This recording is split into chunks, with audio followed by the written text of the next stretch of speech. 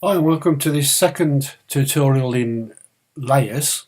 And in the first tutorial, basically we looked at what are called bitmap layers. In other words, photos. You've put one photo on top of another and you played about with blending modes and whatever and learned how to do that, how to move layers, the order of layers.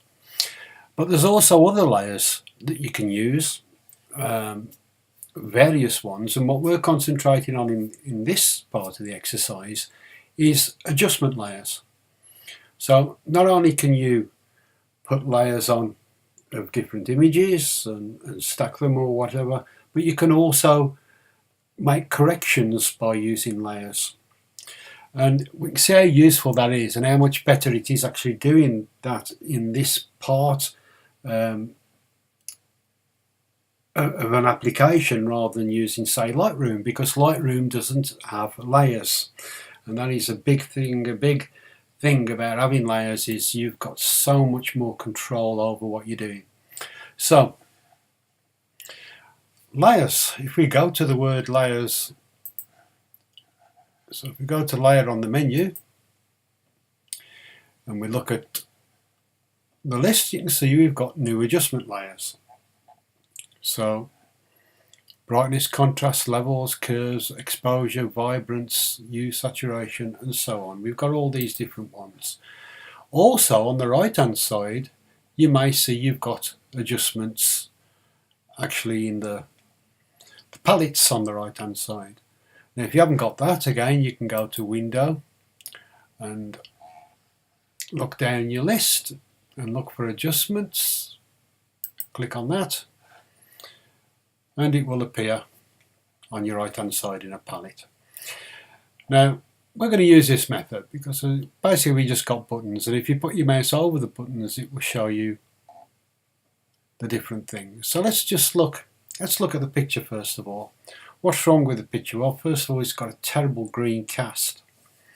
So the ways I'm going to show you now, there are probably better ways of doing that, but if something works, use it. So, and you'll see that these things do work. There may be other ways of doing it, but these things work. And for a beginner, it's really important you know all the different ways. So let's just go through brightness, contrast, levels. We've got curves, we've got exposure, we've got vibrance, hue, saturation, colour balance. So that straight away tweaks colour balance. That may help me get rid of that green cast. So I'm going to click on there and up pops this box. So I look at the sliders and I say, well, there's my green, so really I want to take the slider more towards magenta to correct that. So I'm just going to slide it across and I'm looking at the picture and I say, well, that's looking better now. It's taking away a bit of that green cast. And probably we can add a little bit more yellow, just a touch, just to warm it up slightly. So I'm just using those two sliders. And I'm using the eye to judge. There we are.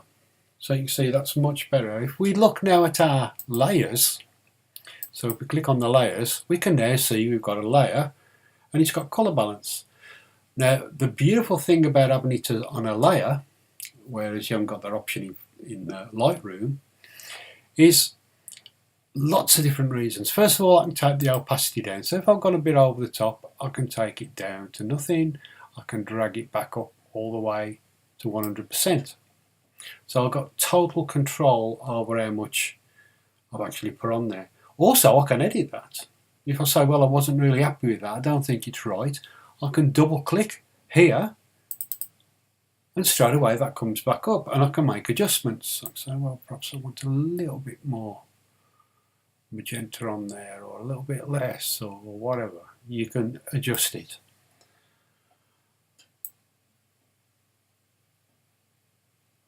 So let's just make some adjustments there. I'll just go to that.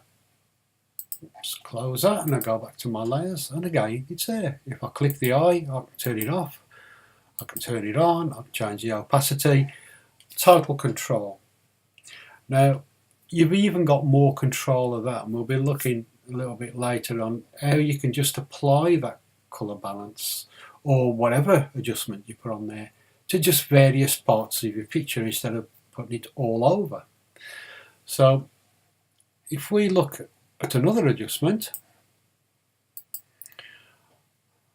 and there's lots of different ones, let's just go for levels. So when we click on levels, what we get is a histogram. And it's understanding what a histogram is. Basically, it's a graph of the information and the luminance in a picture. And you can alter that by sliding these little adjustments at the bottom of the graph. So you can see the left-hand side donates the area of the dark parts of the image, so the dark luminance of the picture. Now, we can see there's a lot of information up here, because if we look at the picture, basically all that's light is the owl. So there is a lot of dark information. And something else we can see is that it does peter off nicely, falls down a nice sloping curve towards the end and comes to the bottom of the actual grid. And that's important as well, because that shows me that we're not actually too dark, that areas are clipping and we're getting too much black on there. So this histogram is really a great way of looking at an image and saying, yeah, it's okay, or no, it's bad, or if I went wrong somewhere, can I correct it? Now, if we look at the white area, so to the left, the right-hand side, not the left, on the right-hand side of the graph, you can see that there's a little bit of a gap there.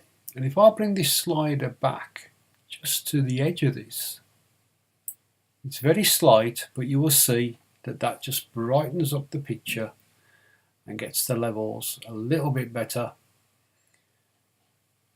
And you can also use something called curves, which we'll look at a bit later, which does a similar type thing. Now the middle slider, that donates how much shadow or how much brightness you want in the middle area of that histogram. So that darkens or lightens everything between these two sections of the dark and the light. Let's just put that back to 1. We'll leave that there for now. Okay, so if we look at our levels now, our layers, sorry, we've now got 3 layers. We've got the background layer, which is our photo, and we've got 2 adjustment layers. And we can hide these, so you can see just the slight effect of that, where I've brought that, made it slightly brighter. It's very slight. And the colour balance, which we've corrected with this slider. And once again, you've got full control. You can change the opacity. Okay, let's go on to something else now. Let's put another adjustment on there. I'm going to say curves.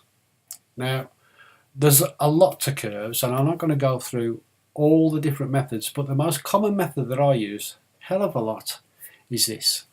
And it's just to go to the center, and if my image is too bright, I can drag it down. And if I want it brighter, I'm working towards the top left-hand corner from the center, and I can make it brighter. So darker or brighter. Don't worry too much about. You can make other points on there. We're just using 1 point. Yeah. And I'm going to bring that down. And I quite like this darker effect. I think that's looking quite nice. Okay, but let's look at the layers again. We can see on all the adjustment layers that we've made, we have got these white boxes. And what they are what are called layer masks. Now you can apply layer masks to bitmap layers as well. You can put them on anything basically, on any layer you can put a mask.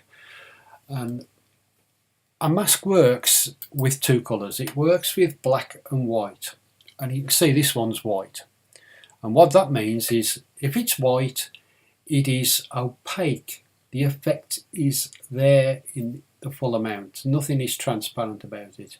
If it's black, and I'll change it to black, I'm not going to tell you how I'm doing this, but I'm just going to change that to black for now. You can see the effect is gone, because although that's there, we've made it transparent. We can see through it. Okay, so let's just change that back to how it was. Now let's say I want to change something on that. That's also, well, I like the background dark and the owl looks quite nice, but just getting towards this bottom end of the owl and this area, perhaps I don't want the effect there so much. Now remember, we're working black is transparent, white is opaque. So if I get a black brush, so I've got a brush on at the moment, and the brush tool you'll find on the left hand side, and it's just a basic brush tool. So if you click on these little arrows in the corner there, you will see there's other brushes there. Well, we just go into the brush, the simple basic brush tool, and you can change the size of the brush. You've got, if you click here on the options bar, let's look at the options bar. You can change the size of the brush. So if I bring it over here, you can see that it's made it smaller. If I drag it to the right, it makes it larger. So I'm just going to use around, probably, I could keep bringing my mouse onto the screen to see the actual size. The hardness, that's how hard the effect is. If you want to feather out the edges, then you want this to be all the way to the left, and if you want it to be a really hard edge brush, you drag it all the way to the right. Okay, so I want that to be quite soft, to have a soft edge. If you look at the examples underneath, something like this, it softens out on the edge. Okay, so once I've got that, I'm just going to click on the title bar at the top so it disappears. And make sure that the opacity is 100% and the flow is 100%. Don't worry too much about the smoothing, that don't matter at the moment. But opacity 100%, flow 100%. And if it wasn't, you would just click there and use the slider. Very similar to when we looked at the opacity on the layers. Photoshop uses this a lot. If you've got a little arrow to the right, you've usually got a slider to adjust. Okay, so let's look at the layer again.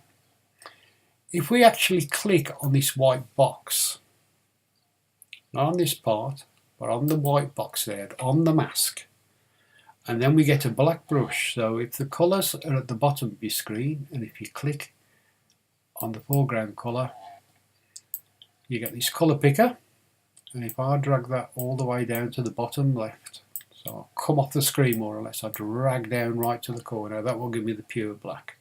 Click on OK.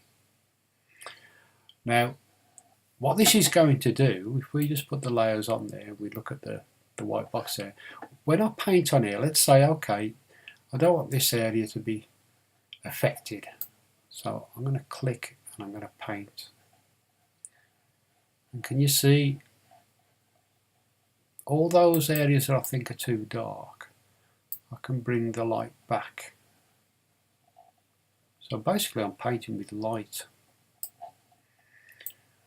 and I say okay,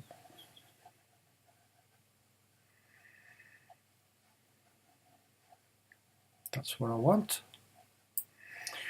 And if we go back to the layers, you can see now if I look at this mask, it's got a black area on. So that's what masks are, layer masks. It's basically just black and white, and you work with black and white to say, if I paint with white, I want the effect to work, or I want to see part of that layer, I want to see the layer, it doesn't matter what it is, whether it's a bitmap image you put on there, a mask will work in the same way. If it's white, you can see that image, or you can see that adjustment. If it's black, you're making it transparent and you're taking it away.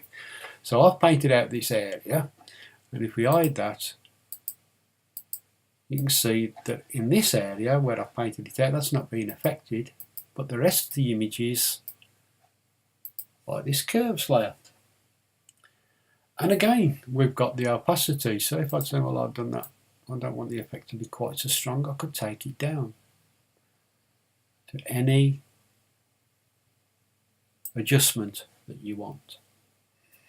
So we've learned extra things now. We've learned another tool, we've learned the brush tool, we have learned adjustment layers, how to add adjustments, and there's lots of different ones. I wouldn't go too overboard, I would just have a look at a few and play with them. And remember, as long as you don't click save, you can play to your heart's content, you can play around with your image.